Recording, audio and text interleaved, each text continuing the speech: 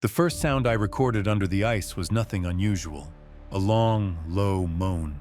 The kind that can be mistaken for shifting plates or distant winds trapped between crevasses. In the Arctic, everything sings in its own way. The glaciers groan like sleeping beasts. The ice cracks like gunshots. The wind rushes through hollow structures and makes them vibrate like flutes. You grow used to it. You catalog it, give it names, convince yourself that strangeness is just physics translated into noise. But the second recording was different. It began the same. A bass note stretched into a trembling hum. I marked it in my report as subglacial resonance, possible pressure shift.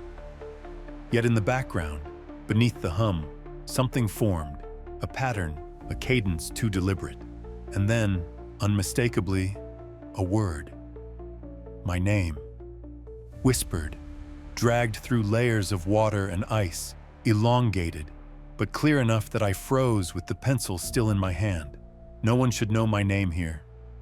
Not this far north, not buried under 10 meters of ice where no living thing moves. I replayed the tape half a dozen times that night.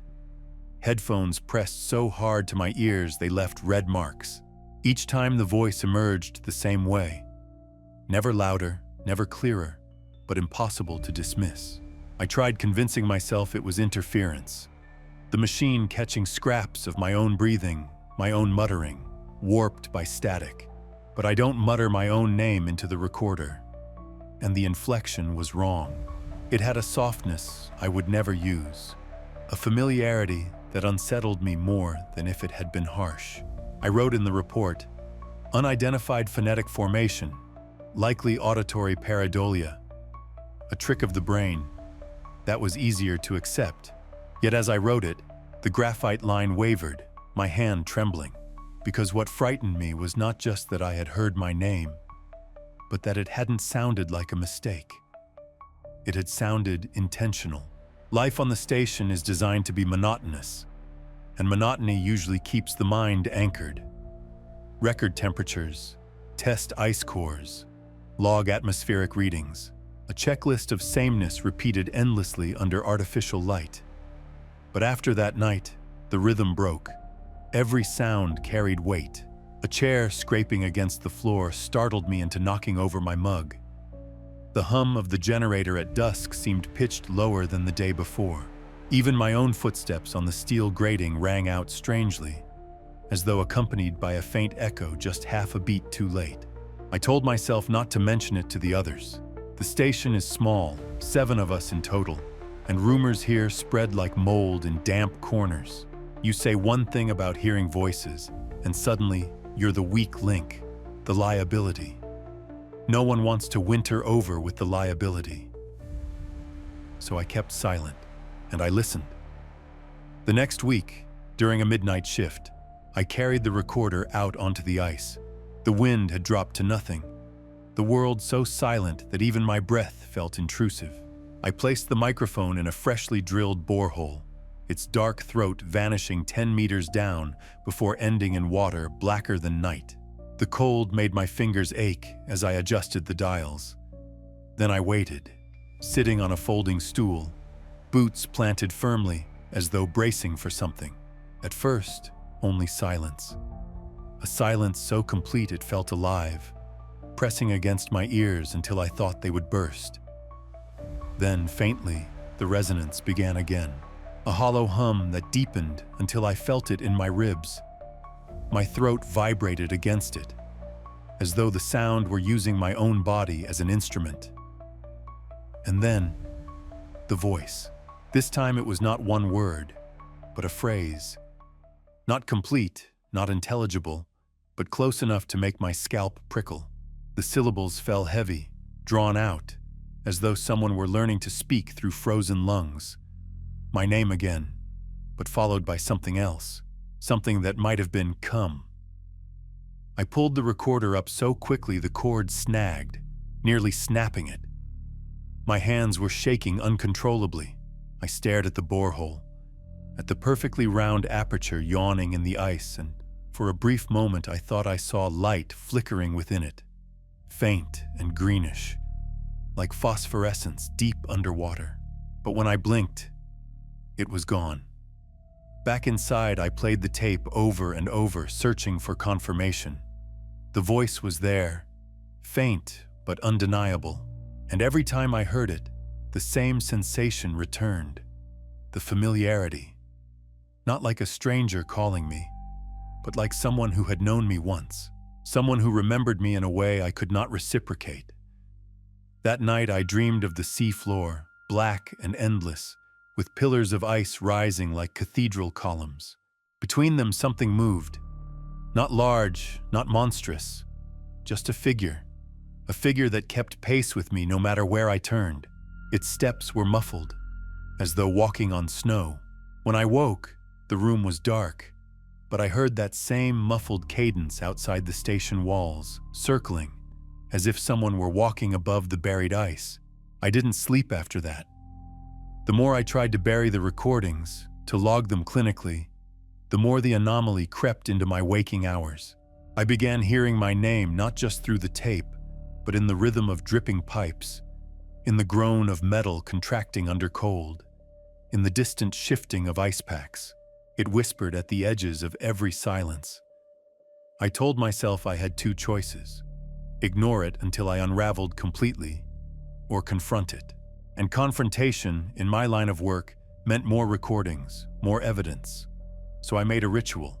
Every night, when the others were asleep, I carried the recorder out and lowered it into the borehole.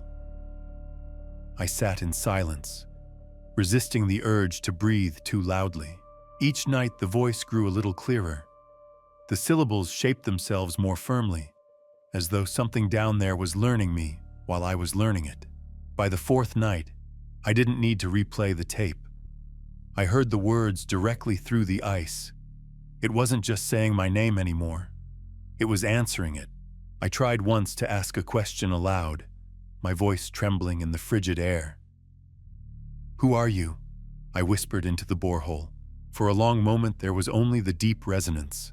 Then, faintly, a reply. Not a name, not words I recognized, but something that felt like the echo of my own voice, distorted, thrown back at me with years of distance. I shuddered so violently, I nearly toppled the microphone. From that moment on, the boundaries blurred. I couldn't tell where my voice ended and where the other began. Some nights I replayed the tapes and could no longer distinguish which parts were me speaking, testing, humming for calibration, and which parts were the ice speaking back. And with the blurring came memory, unfamiliar memories, images of places I had never been, coastlines dotted with wooden huts, skies torn with aurora, the sensation of kneeling beside open water as shapes moved beneath the surface. I would be sitting at my desk and suddenly smell salt brine and wet kelp. Though outside the station, there was nothing but ice stretching endlessly. The others began to notice my distraction. One asked me, half joking, if I was married to that recorder. I laughed too loudly, too sharply, but I couldn't tell them the truth.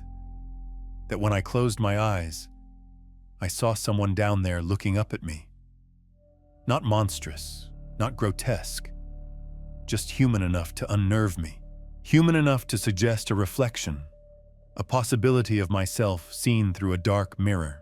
The journals I wrote for the project became less about weather and pressure data, more about what I heard, what I felt.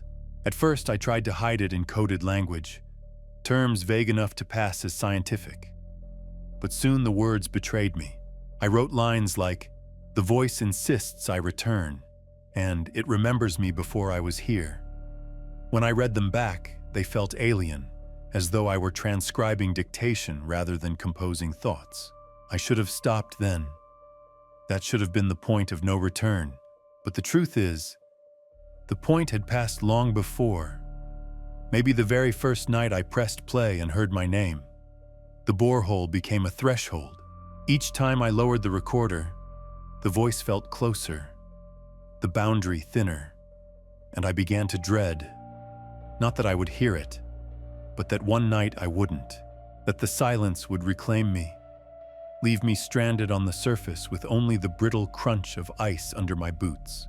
I started to dream less of the Black Cathedral and more of falling, of slipping through the borehole without resistance, sinking into a darkness that welcomed me. In those dreams, I was not afraid. I was home. Now, even awake, I sometimes feel the floor of the station tilt under me, as though I'm being drawn downward. My colleagues don't notice, or they refuse to admit they do. Their conversations seem distant, their faces blurred. Only the voice remains sharp, a lifeline cutting through the frost. Last night, the words became a sentence I could understand. My name followed by, "Below is memory." I don't know what that means, but I feel it's not a promise. It's a claim. The words "below is memory" have not left me. They hang in my mind like frost on glass, delicate but impossible to remove, catching the light in ways that distort everything else. I repeat them when I walk the narrow corridors of the station. I repeat them when I close my eyes. Sometimes I'm not even sure if I'm repeating them, or if I'm hearing them repeated back to me from beneath the ice. The others have noticed. They don't ask directly, but I see it in the way they glance when I lose track of a sentence, or stare too long at nothing. Once, during breakfast, one of them placed a hand on my shoulder and asked quietly if I was sleeping. I almost laughed. How could I tell her that sleep had become a place I dreaded and craved in equal measure? Because in sleep, the voice was no longer muffled by ice. In sleep, it spoke as if it were in the room with me. I tried, for a while, to fight it with reason. I filled my hours with work, doubled my reports, kept my hands busy with equipment checks that no one had asked me to perform. But every pattern of data, every line of numbers, seemed to collapse into echoes of the same phrase. I would write air pressure, 982 HPA, only to read back, "Below is memory." I began to suspect the voice wasn't only in the ice anymore. It was in me.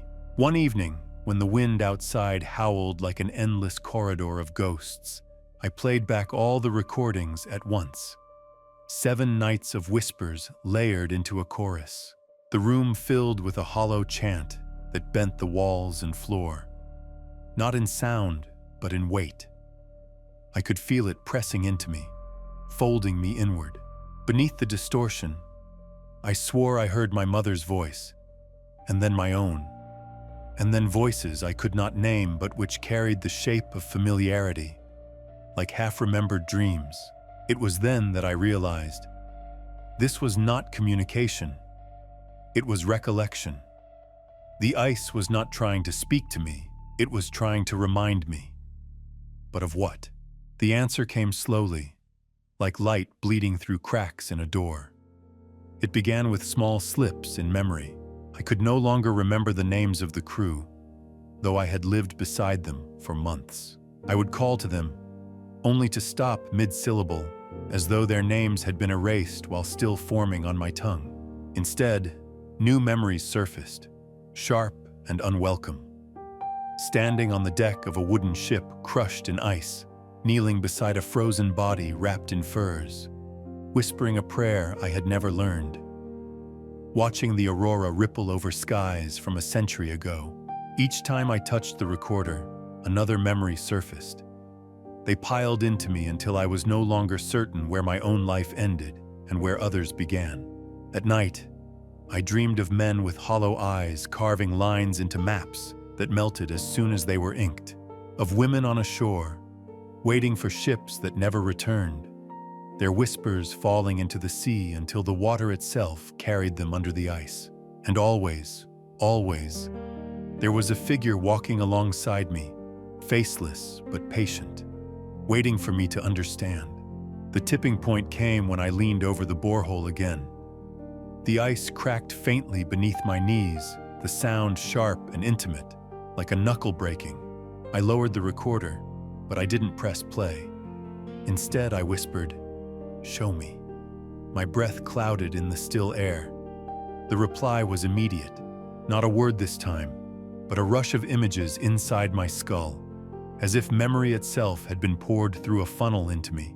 I saw the formation of the ice, layers pressed over millennia, each layer trapping not just air, but sound, echoes of every voice ever carried by the wind, ever released in dying breaths, ever lost to the cold. And all of them pooled here, beneath me, waiting. The voice was not one thing calling. It was all things remembered, and it wanted me to join them. I stumbled back, the recorder slipping from my hand and dangling on its cord like a lure.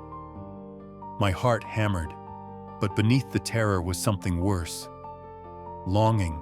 The voices were not alien. They were human. They were me. They were pieces of myself scattered through time, waiting to be reclaimed.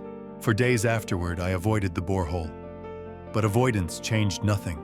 The walls of the station creaked with voices. The hum of the generator sang of forgotten lives. Even the silence between my own breaths echoed with things I could not separate from myself. I could feel the ice beneath me like a second body, pressing upward, asking not to be ignored. The others began to look at me with suspicion. Perhaps they heard fragments too, though they would never admit it. Perhaps they only saw me unraveling, but their presence no longer mattered. My connection was not with them. It was with what waited below. On the last night, the ice spoke with clarity, my name no longer stretched or muffled, followed by the same phrase as before. But now it carried weight, urgency, inevitability. Below is memory. Below is you. I walked out onto the ice with nothing but the recorder and a lantern. The cold was sharper than knives, but I barely felt it. The borehole glowed faintly, though no light should have come from within.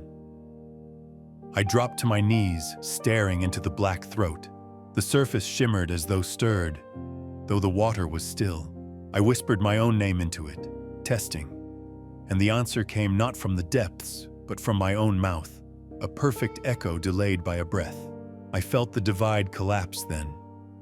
The surface I had believed in, the fragile line between myself and the countless memories beneath, was no longer real. The ice was not a barrier, it was a mirror. I do not remember deciding to lean forward. I only remember the weightless moment of surrender, the sensation of falling without end, and the rush of voices opening like floodgates. They did not consume me, they received me. And in that final clarity, I understood. We are not individuals, not in this place. We are echoes sustained by the ice, fragments of memory stored like fossils in crystal. I had never been alone here. I had always been part of it, waiting to remember myself.